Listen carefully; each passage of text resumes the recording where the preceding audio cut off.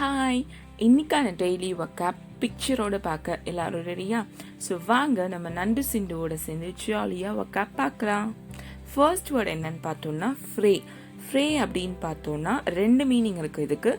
First meaning இப்போ ஒரு இழை மாதிரி ஒரு துணியோ இல்லை வேறு ஏதாவது ஒரு விஷயத்தை நம்ம ரப் பண்ணி அதை தேய்ச்சி அதை பிரித்து விட்டுறது. ஓகேவா? அதுக்கப்புறம் இன்னொரு மீனிங் சண்டை சச்சரவு அப்படின்னு சொல்கிறது தான் இதோட மீனிங். கல்மினேட் அப்படின்னா உச்சநிலை, அதாவது கிளைமேக்ஸ் அடைந்து விட்டது அப்படின்னு சொல்லுவோம்ல. ஸோ அதுதான் கல்மினேட்.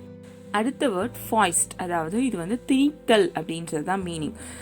ஒருத்தருக்கு விருப்பமே இல்லைனாலும் அவங்கள ஒரு விஷயத்த செய்யணும் இல்லை ஒரு பண்ண வைக்கணும் அப்படின்னு சொல்லி திணிக்கிறது தான் ஃபாய்ஸ்ட் அப்படின்றதோட மீனிங். டம்ப் பண்ணுறது அப்படிலாம் சொல்லுவாங்க. நாடேர் அப்படின்னா ரொம்ப தாழ்வான பகுதி, இல்லைன்னா கீழே பாட்டம்னு சொல்லுவாங்கல்ல. ஸோ அதுதான் நாடேர். அடுத்த வேர்ட் டிசி, அதாவது ரொம்ப மயக்க நிலையில இருக்கிறது தான் இதோட மீனிங்.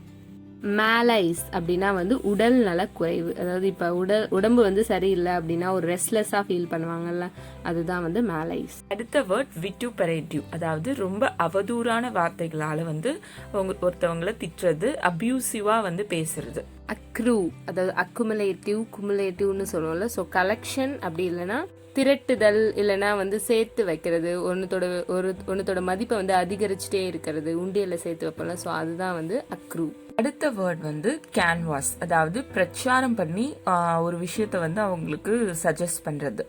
அக்சீடட் அப்படின்னா அக்செப்ட் பண்ணிக்கிறது, அதாவது ஒன்றுத்துக்கு ஒத்துப்போதல் இல்லைன்னா ஒப்புக்கொள்றது தான் அக்சீடட். ஸோ இன்னைக்கான டெய்லி vocab ஈஸியாக பிக்சரோட பார்த்தாச்சு.